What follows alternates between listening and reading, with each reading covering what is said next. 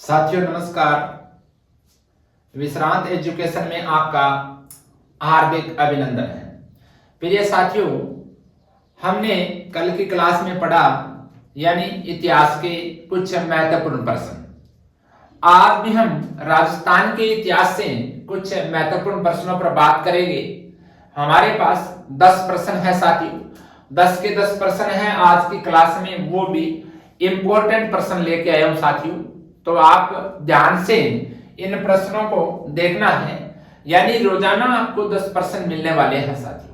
इतिहास से संबंधित रोजाना इंपॉर्टेंट 10 प्रश्न मिलेंगे, तो 10-10 प्रश्न करके बहुत सारे प्रश्न आपके पास हो जाएंगे।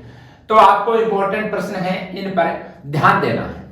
तो साथियों आज देखें, आप इस यानी विश्रांत एजुकेशन चैनल पर नए हैं तो आप इस चैनल को सब्सक्राइब कर ले साथियों, सब्सक्राइब कर लें और अन्य साथियों के पास भी शेयर करना न भूले साथियों, क्योंकि जो भी प्रतियोगी परीक्षाओं की तैयारी करने वाले विद्यार्थी हैं, छात्र हैं या हमारे साथी हैं, उन तक ये क्लास पहुंचनी चाहिए। तो साथियों आज का पहला प्रश्न है हमारे पास, निम्नलिखित में से सत्य कथन की पहचान करें। सत्य कथन की पहचान करनी है। तो हमारे पास पहला है, बप्पा रावल का मूल नाम यानी कालभोज था। दूसरा, गुइल वंश का पहला शासक बप्पा रावल था। तीसरा, 734 ईस्वी में मौर्य वंश के शासक मान मोरी को बप्पा रावल ने हराया था। चौथा, बप्पा रावल पशुपत संप्रदाय के अनुयायी थे। हमारे पास 4 ये कथन है, चारों में से हमें देखना है बप्पा रावल के बारे में कौन सा सही है। बप्पा रावल का मूल नाम कालभोज था साथियों, ये हम मेवाड़ में पढ़ते आ रहे हैं, तो ये कालभोज था। दूसरा है, गुइल वंश का पहला शासक कौन था? बप्पा रावल था। ये भी एकदम स्टिक है, सही है साथियों। तीसरा, 734 ईस्वी में मौर्य वंश के शासक मान मोरी को बप्पा रावल ने ही हराया था, ये भी सही है। चौथा है, बप्पा रावल पशुपत संप्रदाय के अनुयायी थे, ये भी सही है। चारों के चारों सही है, चारों के चारों इंपॉर्टेंट है। तो बप्पा रावल के बारे में चारों के चारों सही है। 4 के 4 हमारे को कहां मिलेंगे? इस डे में मिलने वाले हैं साथियों। 1, 2, 3 और 4 सही है। तो ये बप्पा रावल इंपॉर्टेंट है, तो ये हमें ध्यान रखना है साथियों। वेरी वेरी इंपॉर्टेंट प्रश्न है।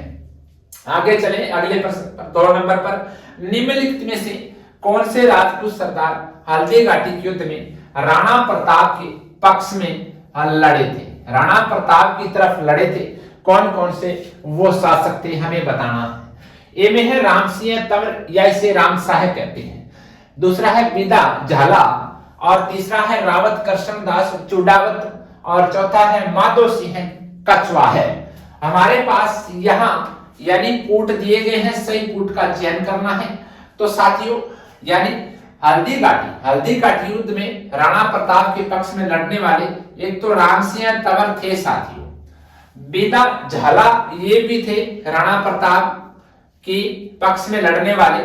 तीसरा रावत कृष्ण सिंह चुडावत ये भी थे साथियों, लेकिन माधो सिंह कछवा है ये नहीं थे। माधो सिंह कछवा है नहीं थे।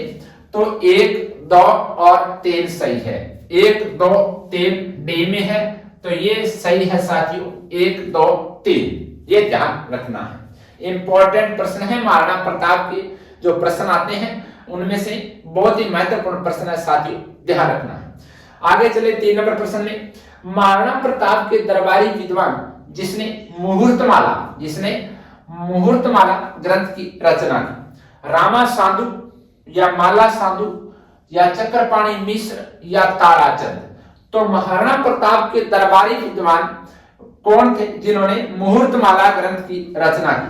तो साथियों मुहूर्तमाला ग्रंथ की रचना करने वाले चक्रपाणी मिश्र थे, ये हमें ध्यान रखना है। प्रताप के दरबारी विद्वान भी थे। अगला प्रश्न है, बामा शाह ने चूलिया ग्राम में महाराणा प्रताप की कितनी आर्थिक सहायता की? तो बामा शाह ने महाराणा प्रताप की चूलिया ग्राम में कितनी सहायता की, कितनी आर्थिक संपत्ति दान दी थी? तो ए में है 20,000 स्वर्ण मुद्राओं की, बी में 25,000 स्वर्ण मुद्राओं की, सी में 15,000 स्वर्ण मुद्राओं की और डी में है 30,000 स्वर्ण मुद्राओं की। तो भामाशाह ने साथियों 20,000 स्वर्ण मुद्राएं प्रताप को दी थी। तो 20,000 हमारा आंसर रहेगा ए है कि भामाशाह ने 20,000 स्वर्ण मुद्राओं की संपत्ति है वो महाराणा प्रताप को यानी भेंट की थी, आर्थिक सहायता की थी प्रजा के लिए। अगला प्रश्न है मेवाड़ के किस महाराणा ने अजमेर दरगाह के लिए 4 गांव अनुदान में दे दिए थे? तो पहला संग्राम सिंह है, दूसरा जगत सिंह द्वितीय, तीसरा फतेह सिंह है, चौथा अमर सिंह द्वितीय। तो साथियों पांचवें का यानी कौन सा सही है? जगत सिंह द्वितीय, बी हमारा आंसर सही रहेगा। तो जगत सिंह द्वितीय है, इसने अजमेर दरगाह के लिए यानी 4 गांव, कितने 4 गांव है वो अनुदान में देने वाले व्यक्ति थे साथियों। आगे चलिए प्रश्न नंबर 6 में प्रतापगढ़ के गोयल वंश के संबंध में सत्य कथन का चयन करना है। तो प्रतापगढ़ के गोयल वंश के संबंध में पहला है सूरजमल ने देवलिया को प्रतापगढ़ की राजधानी बनाया। दूसरा महारावल सिंह ने जहांगीर के विरुद्ध विद्रोह करने वाले महाबत खां को शरण दी। तीसरा सामंत सिंह ने अंग्रेजों से संरक्षण संधि की थी। चौथा दलपत सिंह ने कुछ समय के लिए डूंगरपुर व प्रतापगढ़ का शासन संभाला था। तो अब हमें देखना है पहला सूरजमल ने देवलिया को प्रतापगढ़ की राजधानी बनाया, सही है साथियों ये भी कि सूरजमल ने देवलिया को प्रतापगढ़ की राजधानी बनाया था।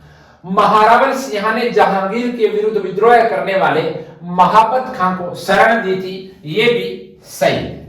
तीसरा सामंत सिंह ने अंग्रेजों से संरक्षण संधि की थी, ये भी एकदम सही है कि सामंत सिंह ने यानी अंग्रेजों से संरक्षण संधि की थी।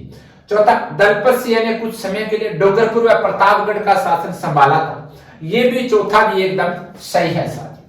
चारों के चारों कूट सही है, चारों के चारों हमें मिलेंगे डी ऑप्शन में मिलने वाले हैं साथियों। तो डी ऑप्शन सही है, 1, 2, 3 और 4 सही है। सातवां वागड़ का वह शासक जिसने राजधानी बड़ौदा से हटाकर डूंगरपुर स्थानांतरित कर दी, यानी वागड़ का कौन सा शासक था जिसने राजधानी बड़ौदा से हटाकर डूंगरपुर स्थानांतरित की साथियों? तो वागड़ का शासक और डूंगरपुर स्थानांतरित करने वाला डूंगर सिंह यानी बी ऑप्शन सही है। तो डूंगर सिंह इसका आंसर रहेगा साथियों। आगे चलिए प्रश्न नंबर 8 1576 के युद्ध के बाद अकबर ने उदयपुर का प्रशासन किसे सौंपा? इंपॉर्टेंट प्रश्न है। यानी 1576 के युद्ध के बाद अकबर ने उदयपुर का प्रशासन किसे सौंपा? पहला अजमेर यानी आमेर के जगन्नाथ कछुआ को, बी बीकानेर के राजसिंह को, सी आमेर के मानसिंह को, डी मिर्जा इस्माइल बेग को। तो साथियों 1576 के युद्ध के बाद अकबर ने उदयपुर का प्रशासन यानी आमेर के जगन्नाथ कछुआ को सौंपा था, ये हमारा आंसर सही है साथियों। आगे चलिए प्रश्न नंबर 9 पर महाराणा प्रताप ने अपनी नवीन राजधानी चावंड में कब स्थापित की? तो नई राजधानी महाराणा प्रताप ने चावंड को कब बनाया साथियों? 1576, 1582, 1585 या 1594 में। तो साथियों सी ऑप्शन है हमारा सही है, 1585। 1585 में महाराणा प्रताप ने चावंड को अपनी राजधानी बनाया। आगे चलिए लास्ट प्रश्न आज का, महाराणा सज्जन सिंह को किस गवर्नर जनरल ने grand commander of the star of India की उपाधि प्रदान की? बहुत ही अच्छा प्रश्न है कि महाराणा सज्जन सिंह को किस गवर्नर जनरल ने grand commander of the star of India की उपाधि प्रदान की? तो पहला लॉर्ड रिपन, दूसरा लॉर्ड लिटन, तीसरा कॉर्नवालिस, चौथा हेस्टिंग्स। तो साथियों लॉर्ड रिपन ऐसे विद्वान थे जिन्होंने सज्जन सिंह को गवर्नर जनरल ने यानी सज्जन सिंह को यानी grand commander of the star of India की उपाधि प्रदान की। ये थे आज के हमारे पास 10 प्रश्न राजस्थान के इतिहास से वेरी वेरी मोस्ट इंपॉर्टेंट प्रश्न है साथियों। तो इन महत्वपूर्ण प्रश्नों को ध्यान में रखते हुए आप अध्ययन करें, सफलता मिलेगी साथियों। हिम्मत न हारें, हिम्मत न हारें। हिम्मत नहीं हारने वाला व्यक्ति हमेशा एक न एक दिन सफल होता है साथियों। तो साथियों अगली क्लास में मिलेंगे विश्रांत एजुकेशन चैनल पर। इस चैनल को आप सब्सक्राइब कर लीजिए, बेल आइकन को अवश्य दबाएं। कल हम मिलेंगे इसी क्लास में इसी समय साथियों। तब तक जय हिंद, राम राम, धन्यवाद।